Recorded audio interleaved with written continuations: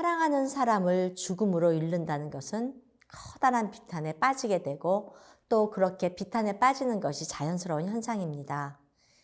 퀴블러-로스가 말한 바와 같이 죽음에 따른 비탄이 단계적으로 진행되는 감정적 상태라면 그런 단계들을 통하여 비탄의 상태에 처한 사람이 회복이 되도록 돕는 것이 필요하겠죠.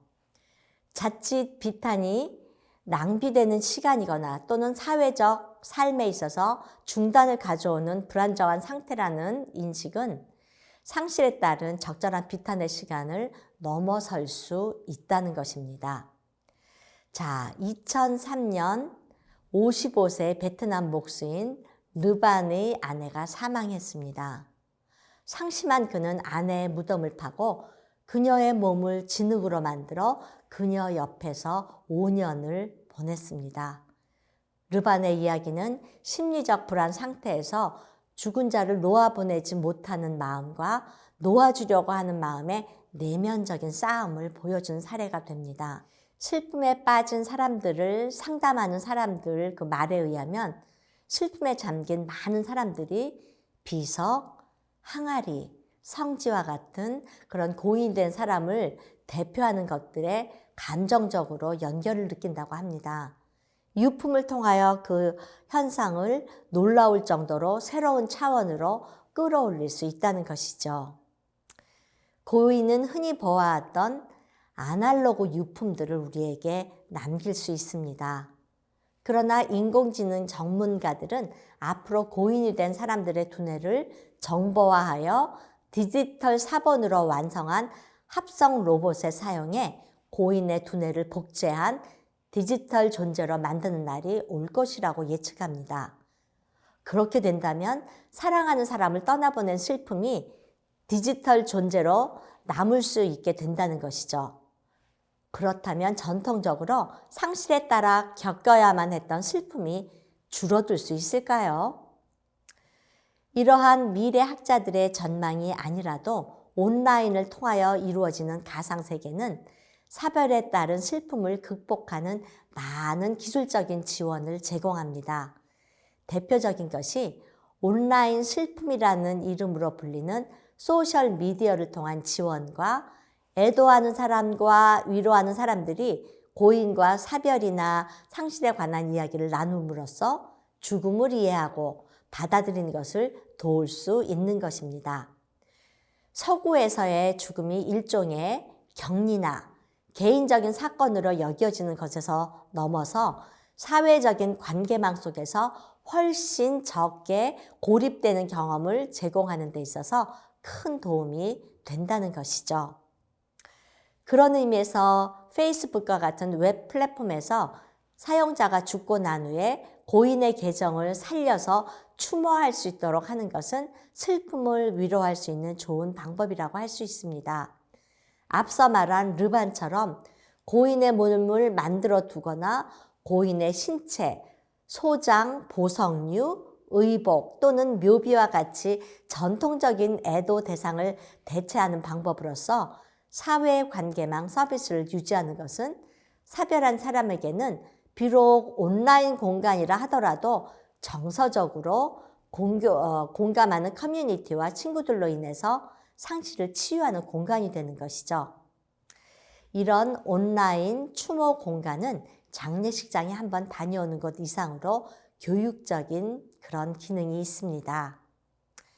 즉, 고인의 애착이 담긴 어떤 물건을 보며 추억하고 애도하는 아날로그 방식과는 달리 디지털 형태로 표현된 사진이나 동영상이나 글 등은 더 생생하게 고인을 기억하며 집에서도 자주 또는 자유롭게 다른 사람들과 함께 나눌 수도 있고요.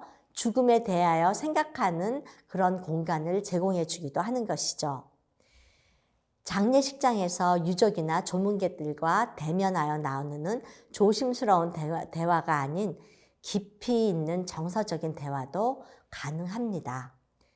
연구에 따르면 슬픔 가운데 페이스북을 사용하면 다른 사람들과의 관계에 긍정적이거나 중립적인 영향을 미친다고 하였습니다.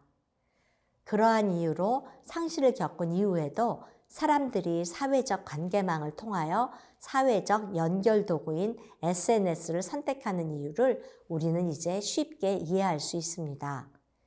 심지어 고인을 거의 알지 못하는 개인조차도 이런 방식의 추모를 통하여 여전히 유대감을 느낌으로써 더욱 확장된 상실에 대한 지원 네트워크를 형성한다고 할 수 있습니다.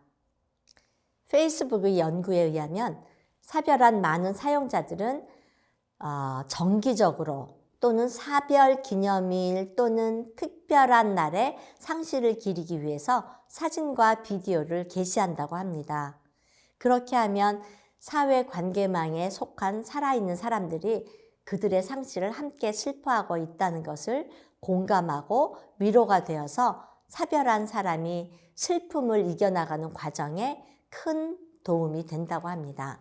예, 이렇게 실제로 뭐 연예인이나 이런 사람들, 남겨진 유족들이 그런 특별한 날에 사진을 게시한다든지 아니면 특별하게 그 사람의 기사를 게시한다든지 이런 것들을 저도 SNS에서 많이 봤는데요.